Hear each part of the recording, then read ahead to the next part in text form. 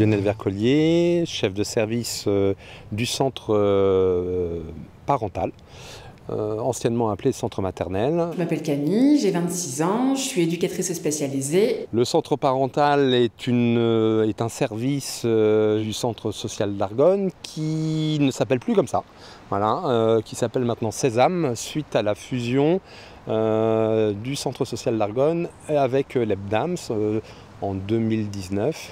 Nous sommes un centre de prévention de l'enfance avec pour mission principale un soutien à la parentalité précoce. Voilà. Plus les problèmes éducatifs sont pris tôt, plus il y a de chances que nous ayons de meilleurs résultats. Mon poste au centre parental est donc le premier dans le milieu du champ social en tout cas. Après ma troisième, donc après le collège, j'ai poursuivi sur un bac professionnel service aux personnes et au territoire. Ce qui m'a amené à découvrir un petit peu les différents milieux de l'aide à la personne. Donc j'ai réalisé différents stages auprès de personnes âgées, de la petite enfance, notamment des personnes en situation de handicap.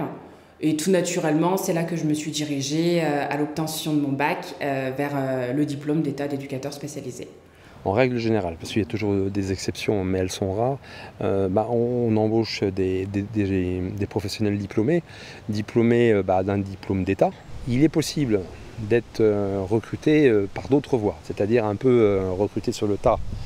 Mais à ma connaissance, on a eu des parcours de travailleurs sociaux, des parcours un peu plus longs, venant de la filière technique, qui sont partis d'un BEP ou d'un CAP et qui ont pu monter progressivement les étapes de la formation pour pouvoir, in fine, devenir diplômés. On a des jeunes professionnels qui commenceront à 20 ans, d'autres à 30 ou à 40. Il n'est jamais tard pour se consacrer à ce type d'activité et il est encore moins tard de reprendre une formation pour éventuellement avoir les diplômes nécessaires et les qualifications nécessaires. Mon travail à moi, donc prioritairement, il est basé sur l'accompagnement à la parentalité. Donc c'est-à-dire que voilà, j'accompagne les familles, les mères et les pères dans tous les actes de la vie quotidienne concernant l'éducation et la prise en charge de leurs enfants. Donc ça peut être le repas, le bain, le coucher, l'éveil. Donc tout ça, alors par exemple le repas, c'est fait par des conseils sur l'alimentation ou bien alors sur l'élaboration des repas, qu'est-ce qui peut être adapté pour leur enfant.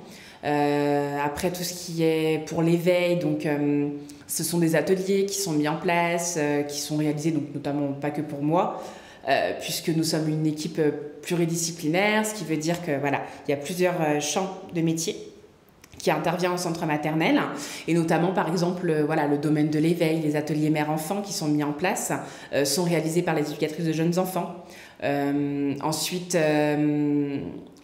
on intervient aussi donc sur le côté administratif, c'est-à-dire que voilà, souvent nous accueillons des gens en situation précaire qui nécessitent des mises à jour au niveau de leur démarche administrative, que ce soit des papiers d'identité ou bien toute autre démarche. Donc voilà, c'est quelque chose que l'on fait régulièrement. On ne peut pas faire ce travail-là sans travail d'équipe. J'insiste parce que je dirais qu'on n'est jamais seul. Ce que j'appelle toujours les regards croisés, c'est essentiel. Ça nous permet d'enrichir déjà la réflexion et aussi ça nous permet de prendre un peu de hauteur sur ce qu'on peut vivre au quotidien. Parce qu'il y a bien souvent ce qu'on appelle de l'affect, des émotions qui peuvent nous manger, entre guillemets, ou qui peuvent manger l'accompagnement ou nuire l'efficacité de notre travail et avec les familles. C'est un travail qui demande beaucoup de prise de recul. C'est-à-dire que, effectivement, au quotidien, des fois, voilà, on rencontre des situations assez lourdes, notamment puisque cela impacte quand même des jeunes enfants. Nous sommes au cœur de la vie des familles qu'on accueille parfois. Alors, ça peut être des séjours très courts. On peut aller jusqu'à 1 an, voire plus. Voilà, des fois, le lien se crée. Effectivement, donc on parle de la distanciation professionnelle qui est très importante à établir voilà, entre la famille qu'on accueille et nous-mêmes.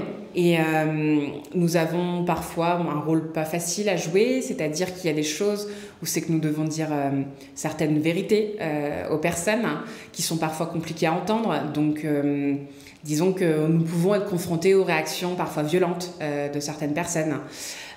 Voilà, c'est quelque chose qui arrive assez régulièrement.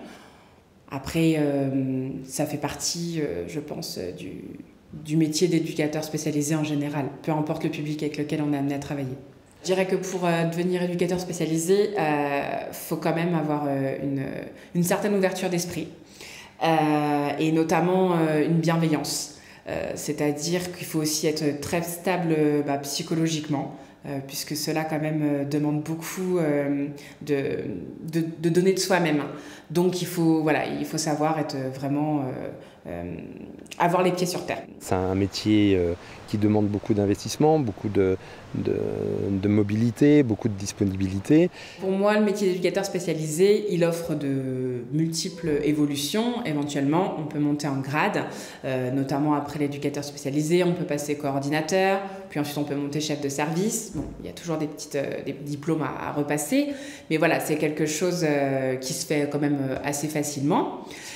Cependant, même en tant qu'éducateur spécialisé, il est assez facile de retrouver du travail, enfin disons dans le sens de changer de domaine, puisque comme je vous disais tout à l'heure, le champ de l'éducation spécialisée est très large, donc on peut être amené à travailler, par exemple aujourd'hui je travaille avec des enfants en bas âge, demain je peux travailler avec des personnes en situation de handicap adultes, tout comme avec des personnes en addictologie.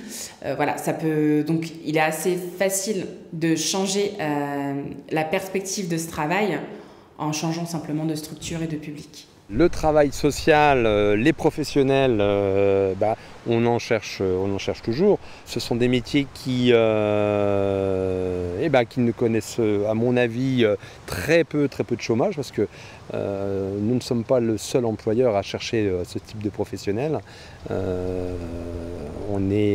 C'est un secteur très tendu. Là, actuellement, nous sommes 14 professionnels qui intervenons au centre parental. C'est 13 femmes à un homme. L'homme, c'est le chef. Donc déjà, ça pose un peu effectivement question sur les représentations classiques. Mais aussi, comme je dis, c'est pas la réalité de la vie. Nos familles, elles sont confrontées effectivement à un public essentiellement féminin. Je ne jette pas la pierre sur le public, sur le personnel féminin, mais sauf que il est bon aussi d'avoir un peu de mixité, je pense, dans les équilibres de groupe, dans les équilibres de jeu. Les gamins, des fois, les enfants, je veux dire, ils ont besoin de s'identifier à une figure un peu plus paternelle que maternelle. Voilà, je dirais que la vie, la richesse de la vie, c'est la mixité homme-femme, et il faut effectivement peut-être des fois chercher un peu de personnel masculin qui permettent d'apporter, de rééquilibrer un peu les choses. Ce sont des professions très féminines, comme infirmière, voilà, assistant social, c'est 10%, 10% d'hommes pour 90% de femmes. Les éducs spé, ça doit être à peu près les mêmes proportions, peut-être un peu plus d'hommes. Nous, on a eu la chance d'accueillir un stagiaire homme première année éduc fin de l'année dernière. Un jeune étudiant de 19 ans, il nous a apporté beaucoup de bien, notamment avec sa relation avec les enfants. Alors je pense qu'avant de se lancer dans le métier d'éducateur spécialisé, en tout cas dans cette formation, il est important quand même d'avoir quelques expériences, notamment si on sent qu'on est un petit peu intéressé par ce domaine, pourquoi pas aller toquer à quelques portes, faire des demandes de stage, au moins aller rencontrer des professionnels, des structures, se renseigner un petit peu via des documentaires pour avoir une idée un peu plus précise sur le métier. Puisque pour moi, ça reste quand même une vocation qui n'est pas viable à tout le monde, clairement, et qui nécessite vraiment une réflexion avant de s'engager dans ce métier.